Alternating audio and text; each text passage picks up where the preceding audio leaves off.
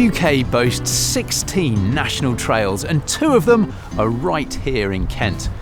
Now the 5th of June is International Trails Day.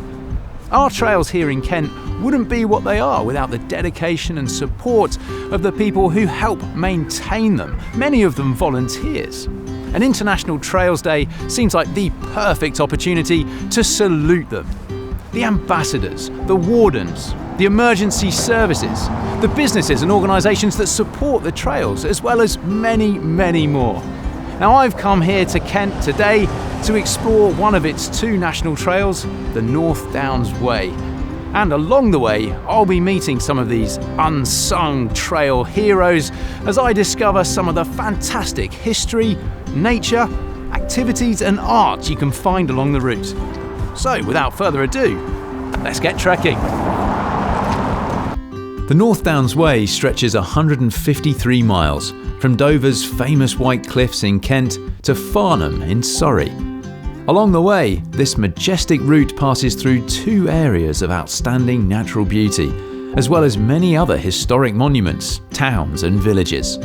Kent's other trail is the England Coast Path, which is the UK's 16th and most ambitious national trail yet. When completed, it will be the longest managed and waymarked coastal path in the entire world, at an impressive 2,800 miles in length. To start my trip, I've come to Dover, the place where the North Downs Way National Trail begins. Or finishes, I guess, depends on which way you want to look at it. Now to get to Kent from London is very easy. It's taken me just over an hour on the train. Now to tell me a bit more about the trail, what makes it so special, and a bit about the Experience Sustainable Tourism project, who better to speak to than the North Downs Way National Trail Manager, Pete Morris. I think this is him just now, right on time. Hi Rob, how are you doing? Good to meet you, Pete. You Now, you are basically in charge of the North Downs Way National Trail, are you? Yeah, that's right. I mean, that's a privilege of job. What makes it so special for you? Well, it's fantastic for me personally. I spend a lot of time outdoors. The trail is very special in lots of ways. There are urban areas like Dover, and there's lots of remote rural areas, lots of little towns and villages in between. It's really well connected and got some great views. The North Downs Way National Trail isn't the only national trail though in Kent, is it? No, that's right. We've recently opened a section of the England Coast Path, and around the country there are other sections opening all the time. And once it's open, it will be the longest coastal trail in the world. For the next 2 or 3 years, we're going to be working with local tourism operators to create these new experiences all along the trail. Pete, thanks very much. Nice to meet you. No problem. I'm on my way. Cheerio.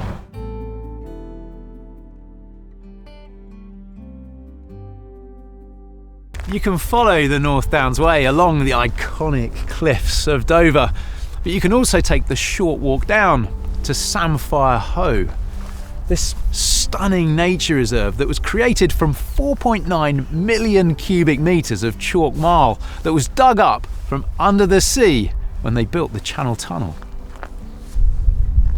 Although Samphire Hoe is man-made, it's a model of biodiversity, home to hundreds of rare and beautiful plant and animal species. Head Ranger Paul Holt is here to tell us a bit more. So tell me, typically what might I expect to see on a visit to Samphire Hoe? I'm talking about plants and creatures. Yeah, I mean it always changes with the season, obviously. If you're in the depths of winter, you're going to experience the real wildness of it and the weather and the storms and the waves or the cold chilliness. But actually the summertime there's lots more in flower. The wild cabbage is in flower at the moment. If you're lucky you might see an adder sliding across the path. The skylarks are singing just as you walked up the path. The fastest bird in the world went through, the peregrine falcon. It's just a wealth of wildlife. Whatever the season, just it's an amazing place to visit, but it's different every day you come. Well, I am heading back up onto the trail now, but it has definitely been worth a visit. Paul, lovely to meet you. Thank you, nice to meet you too. Take Enjoy care. your walk. Thank you. Cheers. Dotted along the North Downs Way are a wealth of historic buildings. The route passes 8 castles, 3 archbishops' palaces and 3 cathedrals. Of course, no trip here would be complete without following in the footsteps of countless pilgrims to the world-famous Canterbury Cathedral, where people have worshipped for the last 1,500 years. The cathedral is the destination point of the famous pilgrimage, immortalised by Chaucer in his Canterbury Tales. There are 2 historic pilgrims' paths, both leading here. One from Winchester, which today makes up part of the North Downs Way, and one from Rochester. Canterbury Cathedral is also the beginning of the Via Francigena route to Rome. From its first Archbishop Augustine, who established Christianity in England, Canterbury Cathedral has been at the centre of some truly historic events. In the 13th century, Archbishop Langton played a role in negotiating Magna Carta, and in 1170, his predecessor, Archbishop Thomas Becket, was famously murdered here in the cathedral after a power struggle with King Henry II. The epicentre of pilgrimage in the UK, Canterbury's history is as rich as it gets.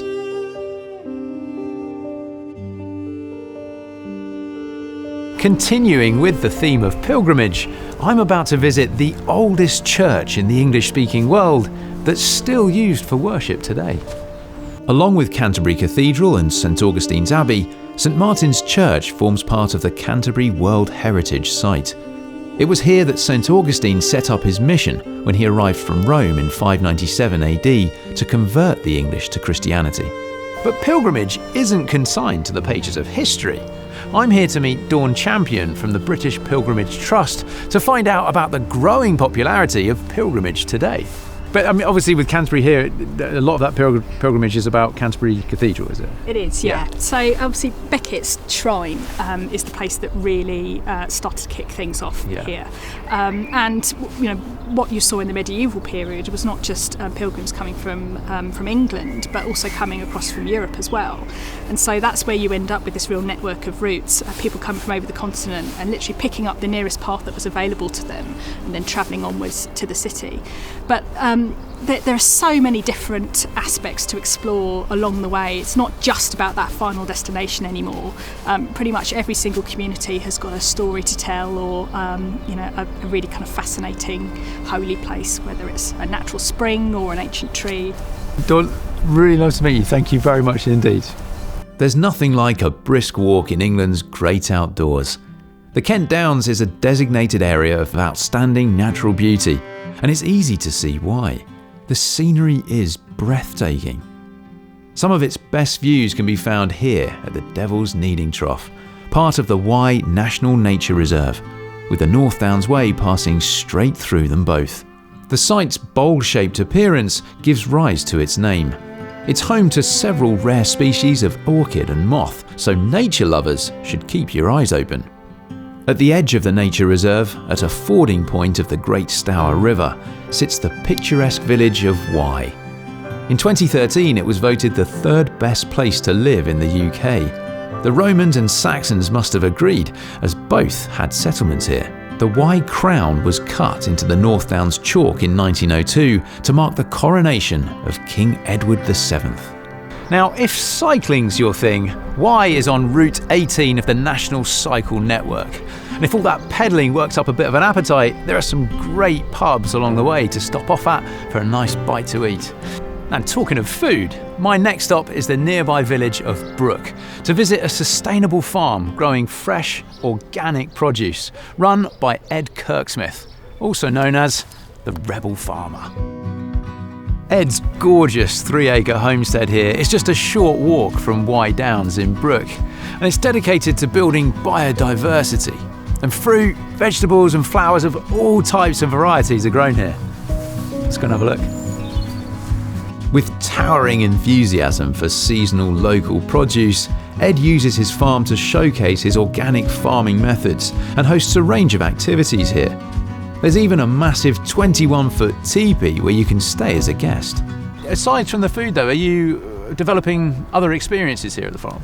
Yeah, we're very keen to sort of share what we've learned so far here and try and sort of create an inspirational type experience for people that come here to maybe sort of think a little bit sort of deeper about where their food comes from, how they consume it, and how they might even sort of think about doing that themselves. We're sort of, we really want to try and create a whole army of young farmers really that can sort of start to think about regenerating the landscape that's so badly damaged. But the experience is going to be, very much based around food and how that brings people together and how you can grow a lot of it here in the lovely Kent Downs. And also very lucky to be joined by Stefano here from McNade's. That's right, McNade, yeah. Kent has long been known as the Garden of England, but it really feels like here that there's a real focus on quality of the ingredients and quality of the materials that are being produced. I think absolutely, and it's been growing more and more. I mean, don't get me wrong, a lot goes into these. So often people, they're expensive. They are what they are. They're fair for what you get, and the taste profile is something else. And that's a combination of the quality of the ingredient, which absolutely reflects its provenance, its terroir. It's an indication of the time and effort that's put into these products to create them. Yeah. Take a cheese like Winterdale Shore, and that's a 10-month aging process, and that cheese alone. Yeah, you got one guy there who's hand making it himself, and so you're getting a wonderful cheese that really reflects its origin. I mean, it will change with the seasons. So again, the grass, as it changes from spring all the way to the summer, and then as the cattle feed indoors in the winter, you'll get different flavours in the cheese themselves, depending on when the milk was actually from the cattle. So it's absolutely the case that I think food and drink sort of sits at the heart of our community. You don't get it better than Kent. Travelling northwest, the North Downs Way passes through the village of Otford in Sevenoaks on the banks of the River Darrant. Here you'll find what remains of Otford Palace, one of several palaces that used to belong to the Archbishops of Canterbury. Having been rebuilt on a grand scale in the 16th century, the palace caught the eye of King Henry VIII, who claimed it for himself. On his death, it passed to Elizabeth I, but she soon lost interest in the palace, and in the 17th century, it fell into disrepair. I'm here with Nick Rushby from the Archbishop's Palace Conservation Trust. And so how important is the work of volunteers with your organisation in helping to achieve that, to keep that heritage alive? Yeah, very. We have no paid employees. It's all done with volunteers. All the trustees are volunteers, all the people who work in the museum area are volunteers. And when we finally get round to dealing with the gardens here, volunteers again. So crucial. It's 100% done by volunteers. And 100% by volunteers. well, leaving Otford signifies the end of the Kent leg of my journey along the North Downs Way. At my next stop, I'll have crossed county lines from Kent into Surrey. Follow the trail from Kent into Surrey, where you'll find the medieval market town of Reigate. Its ruined castle was built soon after the Norman conquest and hides an extensive network of caves beneath it. It's also the site of a Bronze Age settlement and a Neolithic flint mine. If you're on the lookout for great views, there are some breathtaking vistas along the North Downs Way, including Caterham Viewpoint, Botley Hill, St Martha's Hill, and this, the view from Reigate Hill. Just stunning. This memorial was created by sculptor Roger Day to commemorate an American B-17G aircraft that crashed here in 1945, tragically killing all 9 of its crew members. The sculpture is made from ancient Surrey oak, with its 2 pieces placed the exact same distance apart as the aircraft's wingtips. Buried deep at the centre of the memorial is molten metal recovered from the crash. I'm here with Rob Fairbanks, who's Director of Surrey Hills Area of Outstanding Natural Beauty. How important is it having the North Downs Way come through the Surrey Hills? Well, it's almost like our recreational motorway, and what is so fantastic about the North Downs Way, it is so accessible, and we got the walkers on it, I say the horse riders, the cyclists, and we have sort of the conflict, too many people in the countryside, but I'm a user, I run here most weekends on the North Downs Way. And genuinely, it's brilliant because people, once they're out and about, they all get on. We got a campaign, Be Nice, Say Hi, just communicate with each other. That. And it just puts smiles on people's faces to be in nature. So walking along through here, as I am doing here now, it's definitely doing that for me, Rob. It's putting a smile on my face every step of the way. Yeah, we need more times meeting outdoors on the North Downs Way. I think the world would be a happier place. I'm all for it. Yeah. This is Denby's Vineyard, part of the family-owned and run Denby's estate. Now, the wines that are produced here have won multiple international awards, including the first ever gold for an English rosé. The vineyard backs onto the North Downs Way, where a new art installation, Radius, is to open soon. Created from locally sourced oak by artist James Tunnard, Radius will be engraved with poems and inscriptions from local poets and members of the public. Another sculpture worth seeing is the Optohedron, situated at Newlands Corner, a popular beauty spot with some of the best views over the Surrey Hills. This piece, by artist Will Nash, is inspired by the faceted structure of an insect's eye. Newlands Corner also offers plenty of woodlands to explore and has spectacular, inspiring views across the Weald, the ridge of the South Downs. I've come here to meet Ali Clark, Programme Manager for Surrey Hills Art, to understand a bit more about the artwork you can find along the North Downs Way. So the piece here near Newlands Corner is the Optohedron by Will Nash. Okay. And Will's really fascinated by natural geometry, and he created this whole form and then took segments away to come up with the shape that you see here. And it's tightly packed with local wood, and he really hopes that insects and small mammals will actually nest within the structure itself. So it's an artwork, but it's also seating. Are there future plans for artwork along the North Downs Way? Yeah, absolutely. So we've got 2 more coming up very soon. We have Radius at Denby's Vineyard, which is a lovely undulating bench of wooden battens that bear local people's words, and also words from the local poets. So that's going to be really beautiful. And we also have a piece really near the Kent border, Portal, that will be installed next year. At the foot of the trail here is Silent Pool, a spring-fed lake which gives its name to the world-famous gin. Also in Silent Pool, you'll find Albury Organic Vineyard and Mandira's Kitchen, which offers award-winning Indian meals made to family recipes. Delicious. Just a hop, skip and a jump away from the North Downs Way in the village of Compton is Watts Gallery, dedicated to the work of George Frederick Watts, who's widely considered to be the greatest painter of the Victorian era. Also a sculptor, he's sometimes referred to as England's Michelangelo. His wife, Mary Watts, is also a renowned designer who created the Grade 1 listed Terracotta Chapel, which is open to the public. I'm here at the Watts Gallery with Alistair Burton-Shaw. And Alistair, I want to find out a bit more about this fascinating couple and the works that you've got on display here at the gallery. So we have 18 acres of glorious area of outstanding natural beauty countryside here. We've got a Grade 1 listed chapel designed by Mary Watts. We've the Artist's House designed by Sir Ernest George, built in 1891 for the couple just up the hill here. And of course we have these incredible galleries full of wonders of sculpture and painting. We have an incredible series of temporary exhibitions that runs all year round. And over in our Compton Potters Arts Guild building, we have a gorgeous tea shop, and a rolling programme of contemporary exhibitions, works for sale. So yes, there's lots to see and do here. So much to take in. Sadly, Alistair, I need to get on my way along the North Downs Way, but I will be coming back to try and take in more of everything you've got on offer. Thanks so much for having me. Please do. We look forward to seeing you and enjoy the walk. Lovely to meet you. Farnham is where the North Downs Way comes to an end, or, of course, where it begins if you're travelling the other way, to Dover. The spot is marked by this beautiful sculpture by artists Andy Quirk and Graham Hart that depicts walking along the North Downs Way and was created at Utopia Forge in nearby Guildford. I've been joined by Guy Singer, who I hope is going to give me a bit of a lowdown on walking in Farnham. Farnham is a fantastic place.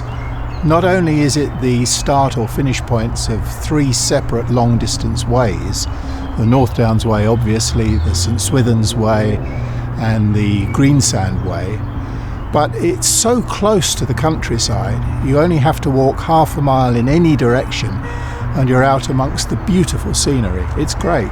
Guy, great to meet you. Thank you very much. Thank you. Well, sadly, my exploration of the North Downs Way has come to an end, and it's time for me to head back home on the train via Farnham. The North Downs Way is peppered with railway stations, so it's easy to do it in sections. The team are also creating routes that will take you from one station to another with easy-to-follow pathways from rail to trail. All the places I've visited along my journey are just a taster of what's on offer here along the North Downs Way. You can come visit just for the day, or with all the great places to stay, you could make a weekend of it. or even stay a little longer. So why not come and walk this ancient route for yourselves and experience the beautiful landscapes that have been enjoyed by visitors and travellers through the ages, from the times of Chaucer's pilgrims right through to the present day.